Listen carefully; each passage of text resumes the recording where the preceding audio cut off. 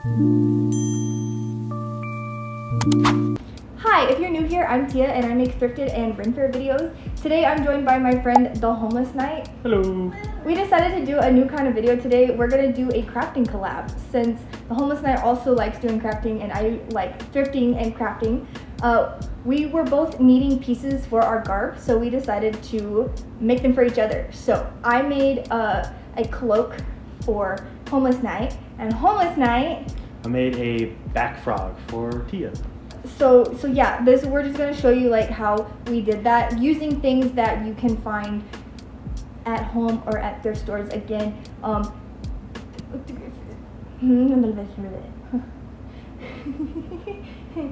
so Homeless Knight had a sheet that he wanted me to turn into a cloak, and that is something that you can find at a thrift store or at home if you have one that you're not using anymore. We got a little bit lucky with thrift finds as far as the leather because we just so happened to find leather scraps at the thrift store. It's not something that you can normally find, but if you do happen to have leather laying around, you can use it to make a sword frog. Okay, let's get into the video. So for this project, Homeless had this old sheet that he wanted me to use to make a cloak. So first thing I did was laid out the fabric, and I have this little pattern that I made out of another hood that I had. So I literally just took like a vest that had a hood, traced out the hood onto some paper, taped the paper together, and then used that as my pattern. So I have that pinned down while I cut it out. And this is like super easy to make too. For some reason, I am not good with regular patterns. I like to make them myself. So this is a very easy pattern that you can make from just anything that you have that has a hood.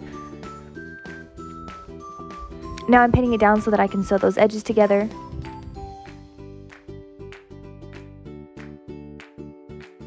And took a quick snack break.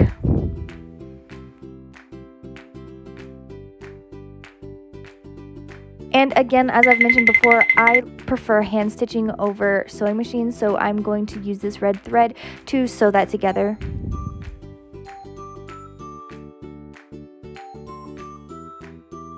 And I just went along the back part of the hood and sewed that together inside out.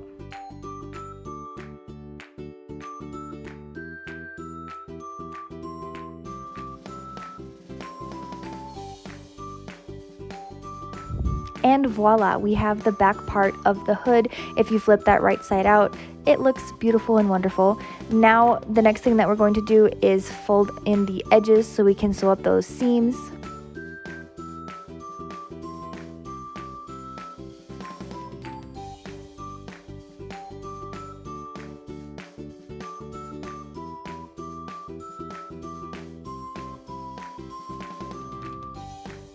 And again, just sew those up. A lot of people say that hand stitching is stressful, but I think it's very relaxing and calming, and if I just put on a TV show and sit there and watch it, it goes by like nothing for me. Now I'm getting him to try it on so that I can get an idea of the shape of the actual cloak part. He did say that he didn't need it to be perfect, so we're just going to go for it looks like a cloak. Now I'm making a game plan, and I decided to go ahead and cut off the edges while he was still wearing it just so that I can get the length. Again, this is not perfect. It was literally just winging it, which is most of my projects.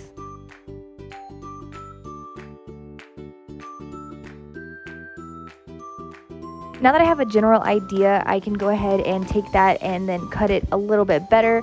So this is how it is laid out right now.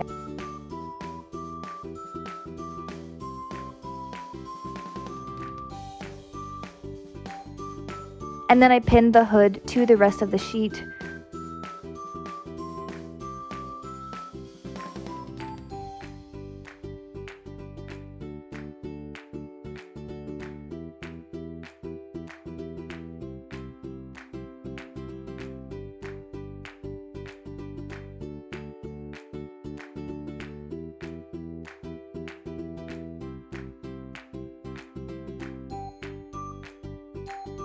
And this is how it's looking on so far. Again, I did ask him if he wanted a little bit more detailing in the front or more shaping, but he said that it was fine. So I went ahead and sewed up the hood to the rest of it. I'm just going to go in and even it out. And then off camera, I went and sewed up the ends of that so that the seams wouldn't rip. And this is the final product with some armor on, so you can get an idea of what it looks like. Again, nothing too fancy, but it gets the job done. And if you pair it with other things, you won't even be able to tell that it was made out of a sheet. Here I am just cutting out the main foundation of the back frog. If you want to do this and be more precise, I would use a measuring tape and actually, take proper measurements instead of just guesstimating like I do all the time. But this is a quick fun project, so I was guesstimating. I use trauma shears to cut the leather. Trauma shears work really great. If you don't have those, though, box cutters also work well, as you can see here, to trim up pieces as well.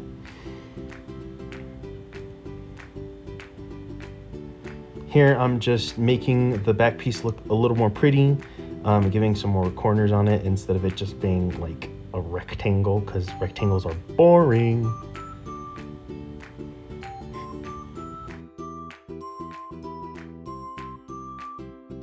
Here I'm making the piece that will actually become the frog, so the part that actually holds onto the scabbard.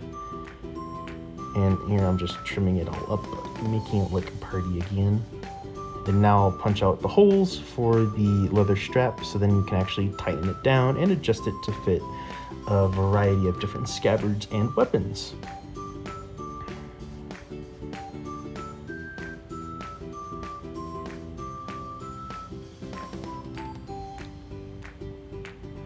I'm just looking through the scrap pile here to see if there's any usable pieces of leather for the leather tie down. We did find one piece, but it was a little short, so I ended up cutting my own.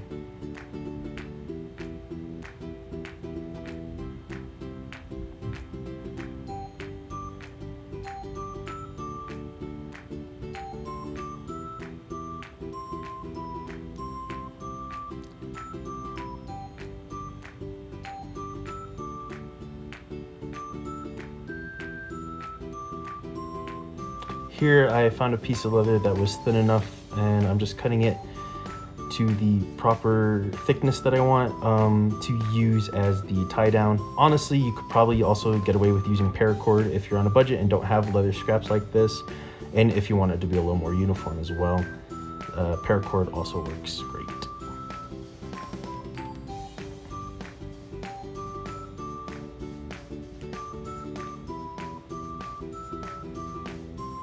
Now I'm attaching or punching out the holes into the frog to attach it to the back plate or the back piece of leather.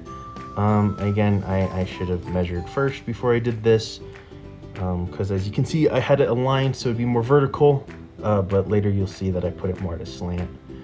Because the hole punch wasn't able to reach in the center, what I did was I took the box cutter and cut out a cross.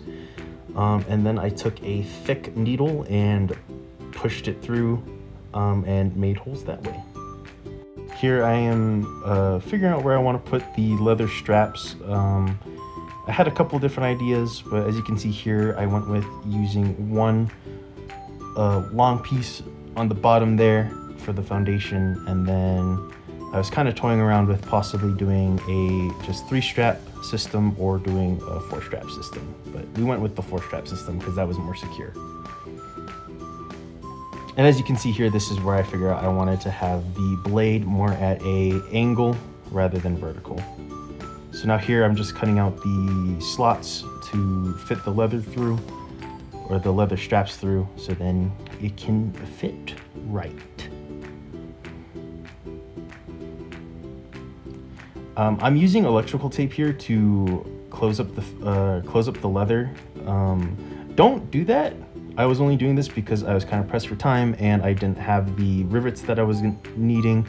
But in the end, we were able to get the leather straps riveted on. Here I'm just punching out the holes for the frog to attach to its final place. And for a quick test fit, I am just tying the frog on, but it's not a secure fit.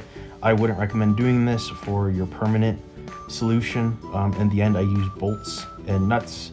And here we are doing the test fit. Wow, very nice. Very cool. As you can see here on the back, you can kind of see the frogs kind of just hanging in so the sword is at a weird position. Again, that'll be fixed later on, right as you can see here.